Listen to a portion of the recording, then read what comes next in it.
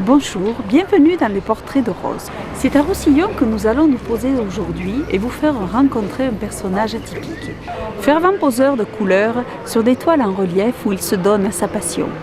Perché est classé parmi les plus beaux villages de France, Roussillon se situe dans les monts de Vaucluse, à une trentaine de kilomètres à l'est de Cavaillon. Roussillon, par sa diversité de couleurs, allant de l'ocre rouge à l'ocre jaune, abrite 1300 habitants. Dans des maisons aux façades colorées et aux ruelles étroites faisant face aux Luberons. Le tourisme international abonde tout au long de l'année dans cette région et principalement dans ces villages où tout est fait pour les accueillir.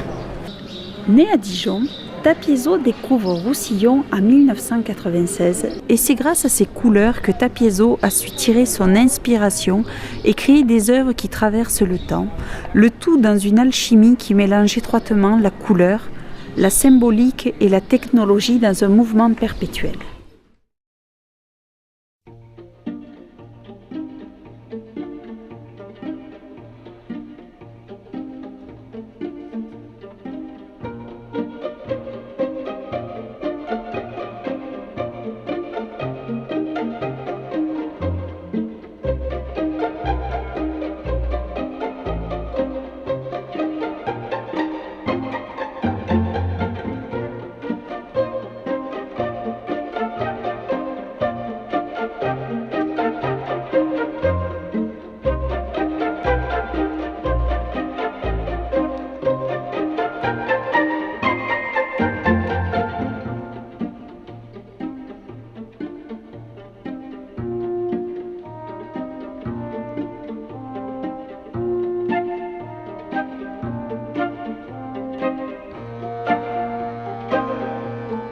D'où vient cette passion de la peinture?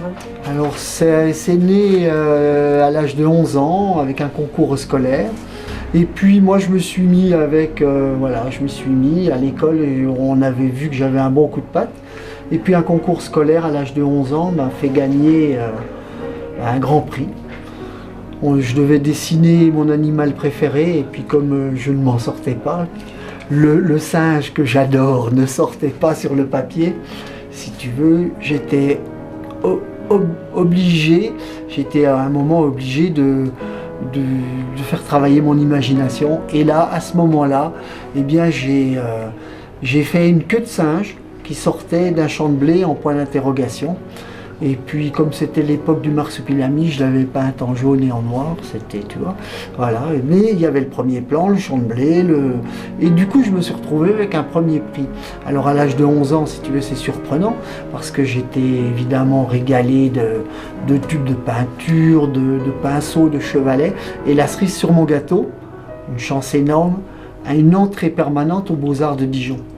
Ce qui fait que, inévitablement, quand je me suis installé en Provence, je me suis retrouvé par là, vers la Cité des Ocres, et hop, ça m'a repris, et l'imagination s'est remise en fonction, enfin je veux dire, au service du format, voilà, et très vite, il y a eu le Grand Prix du mérite artistique européen, j'ai décoré les gares parisiennes, enfin bon, c'est des projets incroyables qui se mettent en place tout seuls, quoi. Donc, et je me retrouve ici à Roussillon maintenant, c'est génial quoi. Parce que peindre ces opéras avec les sables et les pigments de Roussillon, si tu veux, c'est magique quoi. Parce que ces opéras, ils changent de couleur, tu vois, moi j'ai rien fait quoi, j'ai juste mis en scène, puis l'œuvre elle se met en mouvement après toute seule, c'est génial. Voilà, c'est là ma chance. Et entre 11 ans et 1990, qui a fait Tapiézo. Une multitude de métiers, j'ai touché à tout, je me suis régalé quoi. Et puis les années 90 ont été le signe, le déclic pour repartir dans la peinture. Au début quand je peignais ça, je ne savais pas ce que c'était. Maintenant je le sais. Je le sais, ces portes, ces colisées, ces signes, je sais, c'est un langage universel. Hein. J'ai un ami qui dit la beauté est dans le cœur de celui qui regarde. C'est Serge Marjolais, alias John Edward Tank. Il dit ça, mais c'est vrai. Et selon le spectateur, il arrive, et bien selon sa disponibilité, S'il se calme, eh bien, la beauté, il la prend et puis c'est lui-même qui la sublime. Et voilà. Et après, c'est un partage entre l'œuvre et le spectateur et c'est un enrichissement pour toute la collectivité, quoi. Ça calme tout le monde, donc c'est génial. Quelle est l'originalité de ton art, Tapiezau? Je peux dire que j'aime toucher à tout. Et je me rappelle les premières pièces, avant le dessin, c'était la terre. Je mettais de la terre. Donc c'était toujours un geste naturel chez moi de rajouter, il y a un côté généreux, chaleureux, de rajouter des épaisseurs. Comme une belle poignée de main. Tu vois, comme voilà, on y va quoi. On se rend compte qu'on y va, quoi. Et donc je suis kinésique. Donc j'aime toucher. Donc si j'aime toucher, la matière, j'aime bien quand elle me coule entre les mains, quoi. Et donc j'ai fait des amalgames très rapidement. Naturellement, ça s'est organisé en architecture, voilà, avec ces petites portes, ces portes ouvertes, avec toujours la même disposition, je veux dire le même enthousiasme et la même joie, que ce soit pour les enfants ou pour les adultes, c'est très important. Et donc, soit des portes, soit des signes. Et je me suis rendu compte qu'en fait, cette communication-là, ces signes, ils sont universels. Donc j'ai travaillé tout naturellement une technique du 17e qui me permet de travailler par strates et puis de gérer chaque case avec une grille d'acier. Ouais, alors ça évidemment c'est pas ordinaire, mais une grille d'acier noyée dans la matière, mais c'est tout simple pour moi, ça fait comme un cahier d'école. Je vais sculpter une porte, je vais sculpter un signe, un égal, un rond, un multiplié, une croix, et de ce langage qui est connu déjà, c'est un langage universel, il est déjà dans l'inconscient collectif de tout le monde, et bien de ce langage va naître la communication avec le spectateur. C'est une mise en scène assez longue à mettre en scène, il y a plusieurs mois de travail à chaque fois, mais qu'importe. L'important c'est de, voilà, il n'y a pas de calcul, il n'y a pas de dessin, c'est ça chaque jour. Et chaque jour, il y a des énergies qui font que voilà, c'est dans cette douceur-là. Et puis ça va dans les bleus, dans les verts, ça se colore, ça bouge. Parce que j'adore le mouvement, j'adore l'expansion. Tu sais, le côté illimitation. On y va là, waouh! C'est un peu la transcendance. Moi, je suis dans la beauté, tu vois. Je suis tranquille. Je suis pas... Et je sers de cette façon-là, si tu veux. Et chaque fois que je peux faire de la pédagogie aux enfants, eh bien, je me tais. Je fais une mise en scène sans contrainte culturelle, c'est-à-dire je dis pas un mot. Et la mise en scène fonctionne toute seule. C'est comme j'ai fait pour le Cirtum à Apt, une mise en scène dans l'atelier, vous viendrez voir. Il n'y a rien, je ne dis pas un mot, il se promène, il voit les composants électroniques, les pigments, les sables, des œuvres en préparation, des œuvres en gestation, des œuvres finies. Et puis, voilà, ils sont assez grands pour comprendre, c'est pas la peine de leur rajouter en plus un concept qui va les échauffer. Donc si tu lui donnes de la considération, si tu lui donnes les bons outils, les bonnes clés, bah, il se calme, obligatoirement il se calme. Par l'art. Par l'imagination et par ce qu'il est, tout ce qu'il a déjà à l'intérieur de lui-même. Et c'est là la pure beauté de l'action pédagogique, tu vois. C'est de lui redonner sa force, mais à lui. C'est pas intéressant que moi je lui communique ma force, moi je lui donne mon trousseau de clés. Et avec mon trousseau de clés, ben, il fait des merveilles, quoi. Des belles expos, comme Shanghai, oui, c'était 2010. Ensuite, il y a eu quelques journalistes de Salon de Provence qui se sont intéressés à mon travail et puis qui m'ont fait participer à un concours. Et puis moi, je me suis retrouvé sur le podium une fois de plus. Mais je te dis, bonne chance, quoi. Voilà, je suis content, quoi. Mais sans plus, si tu veux, voilà, c'est là. Je n'ai même pas le temps de faire un arrêt sur image, je continue. Donc si tu veux, moi je suis plein de projets, tu vois. La semaine prochaine, je suis à Narbonne pour un club sportif. Bon, bah voilà, je suis en exposition. Es-tu un boulimique de travail? J'aime... pour moi, c'est pas du travail. Pour moi, ça reste un jeu dans lequel je suis en mouvement. Tu vois, j'ai l'envie d'être en mouvement. C'est-à-dire, j'ai l'envie de participer à ce jeu de création parce qu'il n'y a que dans le mouvement que tu peux arriver à te dépasser. et tu rentres en projet, et tu rencontres des gens, et tu as le regard dans le regard des autres, et c'est les autres qui te proposent, qui te portent chance, qui t'amènent des projets, qui te donnent une poignée de main, un sourire, et hop, et une nouvelle œuvre est en train de se créer, tu vois. D'un certain côté, je suis boulimique, ouais. Et j'aime ça. J'aime ça. Je ne saurais pas voir la vie autrement. C'est comme quand tu vas te promener dans la nature. Tu vois 12 000 variétés, tu vois 12 000 fleurs. Le vent n'est jamais le même, la pluie, c'est jamais la même. Tu es toujours à un moment, tiens, tu vois telle fleur, le lendemain, c'est changé. Enfin, tu vois, on est le printemps et tout, c'est top, quoi.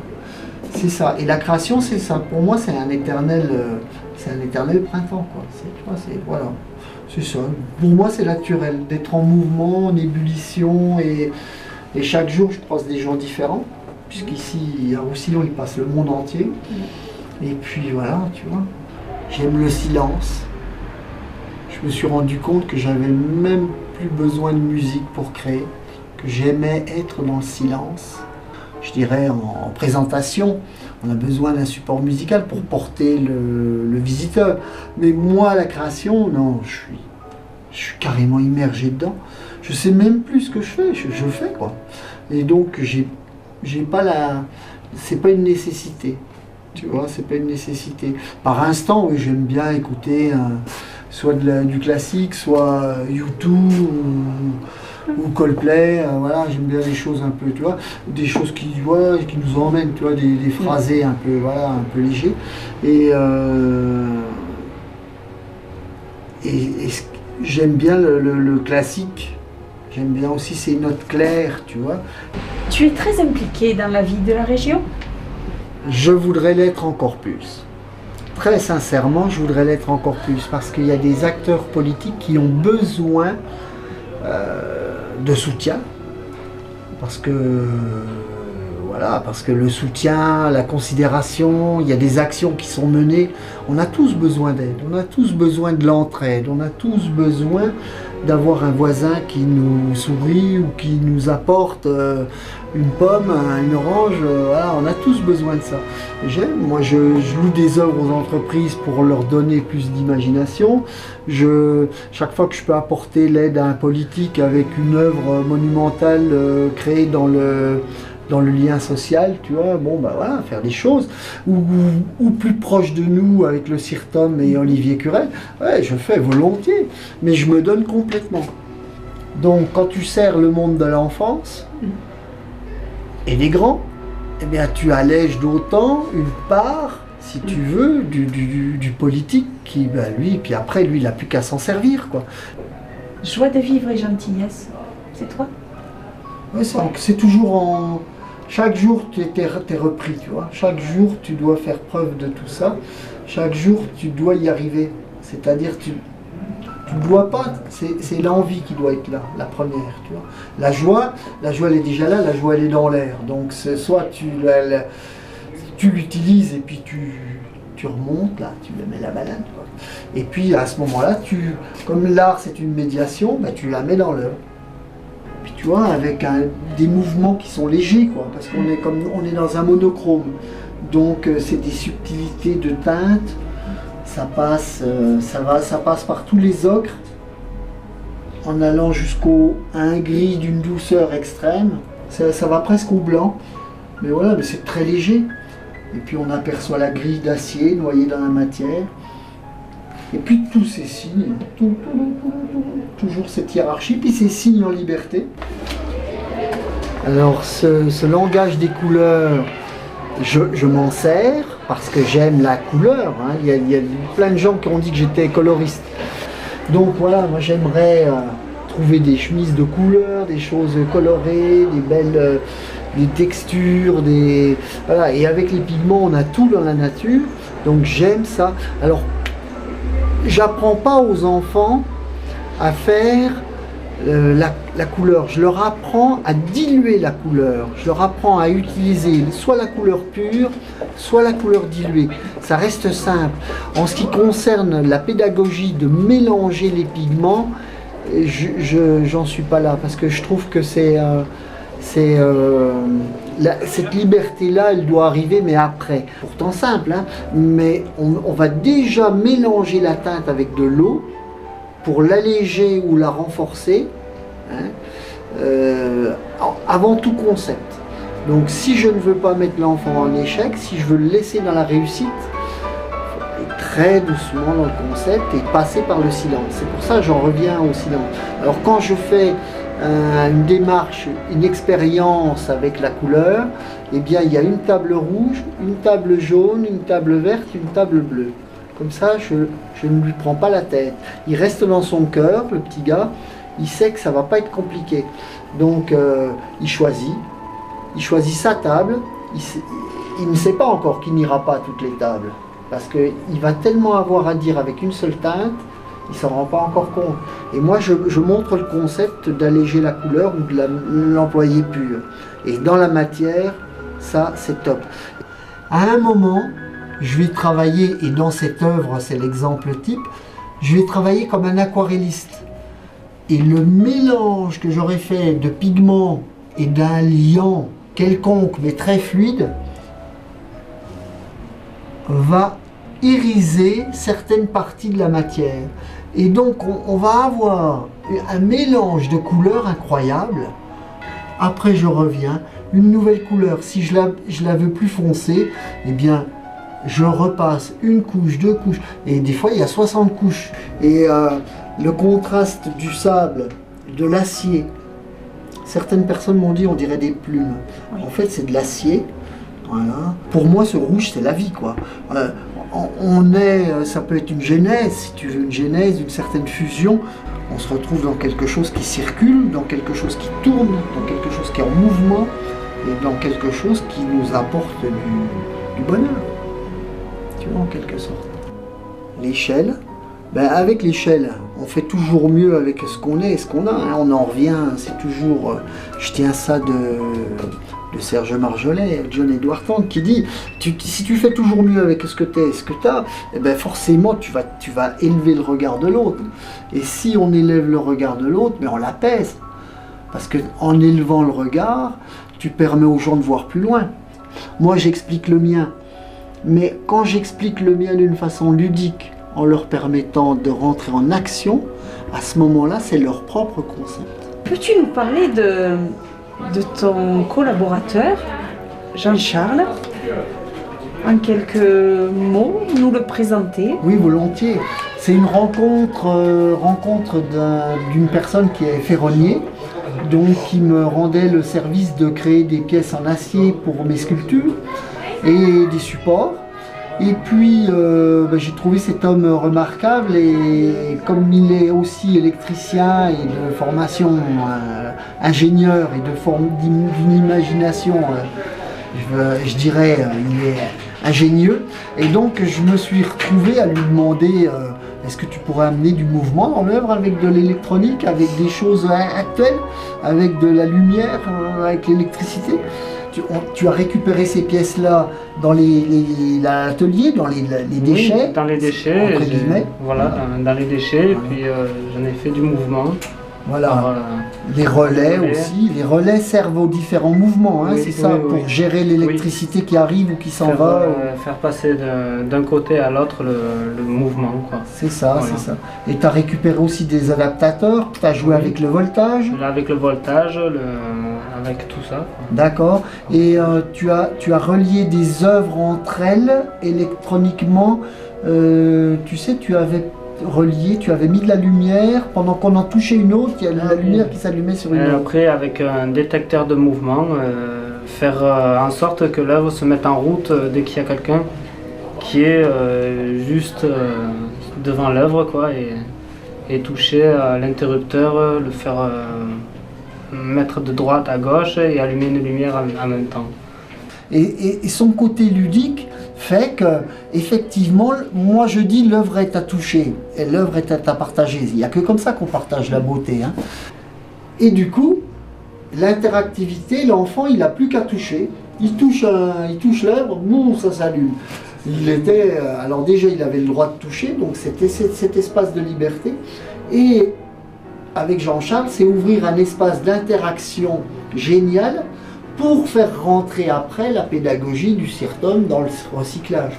C'est là où c'est le côté ludique. C'est-à-dire on ne parle pas du recyclage, mais on est là en préalable. C'est ça qui sert la démarche des politiques au niveau du recyclage. As-tu l'impression de changer la vie des gens avec les œuvres que tu exposes dans la rue ou les entreprises? Alors ça se fait, c'est quasi, je dirais quasi instantané. L'entreprise qui n'y croit pas mais qui me fait confiance, il me passe un mail dans les 10 jours ou un coup de fil dans les 10 jours et ils me disent des mots extraordinaires, incroyables. Voilà. Et j'ai des témoignages incroyables. Des témoignages incroyables. L'œuvre en situation change la donne, c'est-à-dire ça te fait un nouveau pôle de communication. C'est un peu comme la machine à café, tu vois. Ça fait une pièce conviviale. Tu mets une œuvre comme ça au mur, le bureau, ça y est, les gens rentrent, ça aspire les gens prennent le café, les gens, tu vois, et on parle, on reparle, ça remet l'humain d'humain à humain. Donc ça remet de la communication, ça refait du lien social. C'est l'œuvre qui fait, parce qu'elle a suscité des questions, mais qui les a posées? C'est celui qui a regardé, il a posé des questions, il a posé des questions à celui qui était dans l'espace, c'est le contenant, tu vois. On a parlé d'une chose qu'on n'avait encore jamais vue, et puis qui nous a étonnés. Elle est, pour une fois, elle est autre, hein, elle est loin du vacarme ambiant, elle s'approche de la beauté, de quelque chose d'autre, et à ce moment-là, et puis comme c'est l'art, c'est une belle verticalité au mur, ouais, ben, ma foi, ben, derrière on travaille mieux. Va se porter beaucoup mieux puisqu'elle aura de l'art, elle aura fait du lien social, elle aura de l'art à l'intérieur, et on arrête les calendriers, quoi. C'est bon, on arrête les sous-verts, voilà, les pièces, les photocopies au mur, c'est bon. On a besoin d'aller chercher son artiste dans son quartier et de l'afficher, de le mettre au mur. Tu encourages les gens à toucher tes œuvres, c'est pas très courant.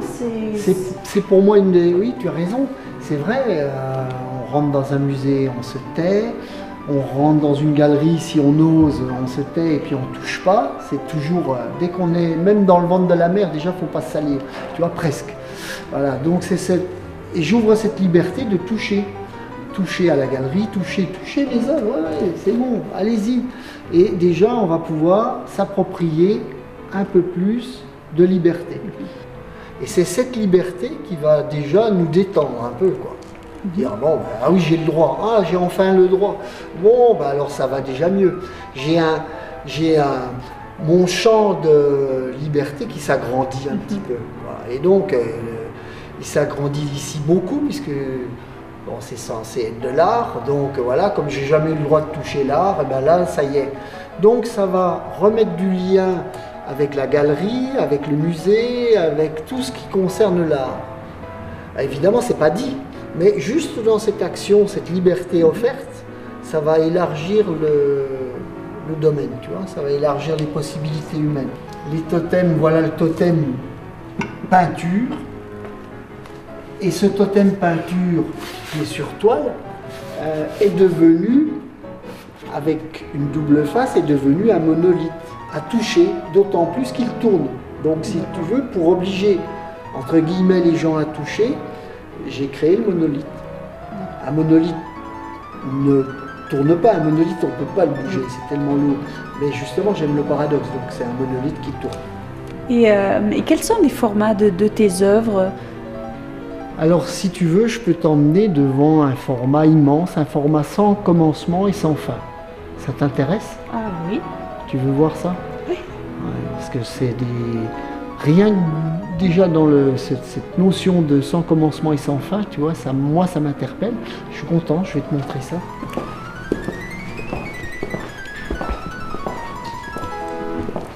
Voilà.